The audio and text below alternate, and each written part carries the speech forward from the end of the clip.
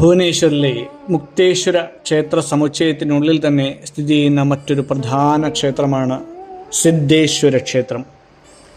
മുക്തേശ്വര ക്ഷേത്രത്തിൻ്റെ വടക്കു പടിഞ്ഞാറായിട്ടാണ് ഇത് നിലകൊള്ളുന്നത്.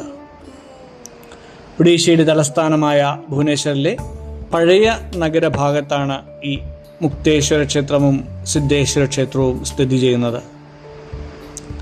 AD 10-ാം നൂറ്റാണ്ടിൽ സോമവംശി രാജവംശത്തിൻ്റെ കാലത്താണ് ഈ ക്ഷേത്രവും നിർമ്മിക്കപ്പെട്ടതെന്ന് പറയുന്നു. മുക്തേശ്വര ക്ഷേത്രത്തേക്കാൾ അല്പം കൂടി ലളിതമായ പഞ്ചരഥ ശൈലിയിലുള്ള വാസ്തുവിദ്യയാണ് ഇവിടെ ഉപയോഗിച്ചിരിക്കുന്നത്. മുക്തേശ്വര ക്ഷേത്രത്തിൻ്റെ അലങ്കാര പണികളുമായി താരതമ്യം ചെയ്യുമ്പോൾ സിദ്ധേശ്വര ക്ഷേത്രം കൂടുതൽ ഗാംഭീര്യമുള്ളതും വലുതുമാണ്.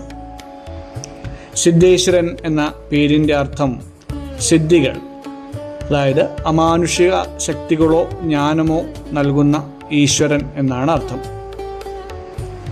പരമശിവൻ ഇവിടെ സിദ്ധന്മാരുടെ നാഥനായി ആരാധിക്കപ്പെടുന്നു. സിദ്ധന്മാർ എന്നാൽ ധ്യാനത്തിലൂടെ പരമജ്ഞാനം നേടിയവർ എന്ന് പറയുന്നു. പുരാതന കാലത്ത് താന്ത്രിക വിദ്യകളും യോഗയും അഭ്യസിച്ചിരുന്നവർ അമാനുഷിക സിദ്ധികൾ കൈവരിക്കാനായി ഇവിടെ വന്ന് കഠിനമായ തപസ് ചെയ്തിരുന്നു എന്നതാണ് ഐതിഹ്യം. ഗണപതിയുടെ വളരെ സവിശേഷമായ ഒരു വിഗ്രഹം ഇവിടെയുണ്ട്. സാധാരണ കാണുന്നതിനേക്കാൾ വലിയ രൂപത്തിലുള്ള ഈ ഗണപതിയെ ആരാധിക്കുന്നത് തടസ്സങ്ങൾ നീങ്ങാനും വിദ്യാലാഭത്തിനും ഉത്തമമാണെന്ന് വിശ്വസിക്കപ്പെടുന്നു. സിദ്ധേശ്വരൻ നേരത്തെ സൂചിപ്പിച്ചതുപോലെ ഇത് സിദ്ധേശ്വര ക്ഷേത്രമാണ്. സിദ്ധേശ്വരൻ എന്ന വാക്കിൻ്റെ അർത്ഥം സിദ്ധന്മാരുടെ നാഥൻ എന്നാണ്. ഹൈന്ദവ പുരാണങ്ങളനുസരിച്ച് ദീർഘകാലം സിദ്ധന്മാർ തപസ് ചെയ്ത സ്ഥലമാണിത്. അതായത് ആ സിദ്ധികൾ, അതായത് അഷ്ടസിദ്ധികൾ എന്ന സിദ്ധികൾ സ്വായത്തമാക്കുവാൻ വേണ്ടി, ആത്മീയ ജ്ഞാനം നേടാൻ വേണ്ടി ഒരുപാട് സിദ്ധന്മാർ തപസ് ചെയ്ത സ്ഥലം. ഐതിഹ്യമനുസരിച്ച് 84 മഹാസിദ്ധന്മാർ ഇവിടെ വന്ന് ശിവനെ ആരാധിച്ചിരിക്കുകയും അതിലൂടെ തങ്ങളുടെ തപസ്സിലൂടെ സിദ്ധി കൈവരിക്കുകയും ചെയ്തു എന്നാണ് പറയുന്നത്. ഈ സ്ഥലത്തിൻ്റെ ഊർജം ധ്യാനത്തിനും ഏറ്റവും അനുയോജ്യമാണെന്നും ഇവിടെ ഇരുന്നുള്ള പ്രാർത്ഥനകൾ വേഗത്തിൽ ഫലം നൽകുമെന്നും വിശ്വസിക്കപ്പെടുന്നു.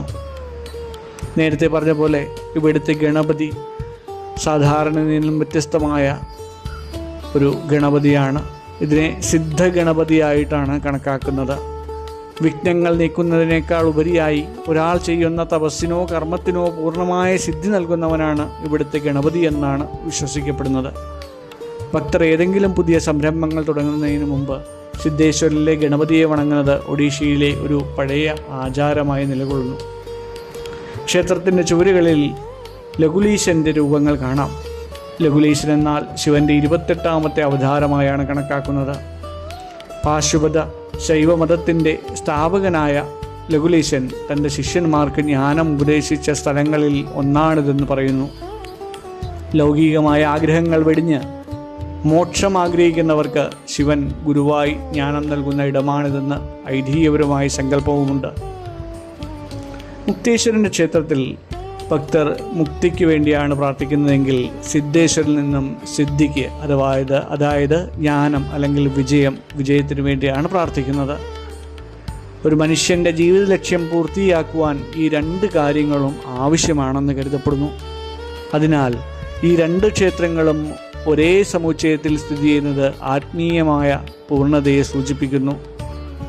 മുക്തേശ്വര ക്ഷേത്രത്തിനടുത്തുള്ള മാരീചി കുണ്ടത്തിലെ ജലം സിദ്ധേശ്വരൻ്റെ പാദങ്ങളിൽ നിന്നും ഒഴുകിയെത്തുന്നതാണെന്നും അതിനാലാണ് ആ ജലത്തിന് രോഗശാന്തി നൽകാനുള്ള ശേഷി ഉണ്ടായതെന്നും ഒരു പ്രാദേശിക വിശ്വാസവുമുണ്ട്.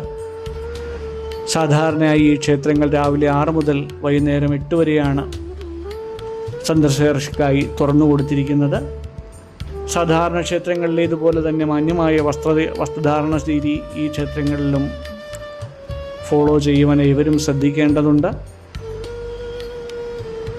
അടുത്തുള്ള ഭുവനേശ്വരിൽ നിന്നും 4-5 കിലോമീറ്റർ അകലെയാണ് ഈ മുക്തേശ്വര ക്ഷേത്രവും സിദ്ധേശ്വര ക്ഷേത്രവും ഒക്കെ സ്ഥിതി ചെയ്യുന്നത്. മുക്തേശ്വര ക്ഷേത്രം സിദ്ധേശ്വര ക്ഷേത്രം എല്ലാം ഒരു കോമ്പൗണ്ടിലാണ്.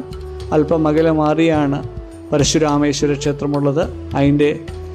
അതിനോട് തന്നെ കുറച്ചുകൂടെ ദൂരെ സ്വല്പം മാറി തന്നെ കേദാർ ഗൗരി ക്ഷേത്രവും നമുക്ക് ഇവിടെ നിന്ന് കാണാൻ സാധിക്കും. നന്ദി.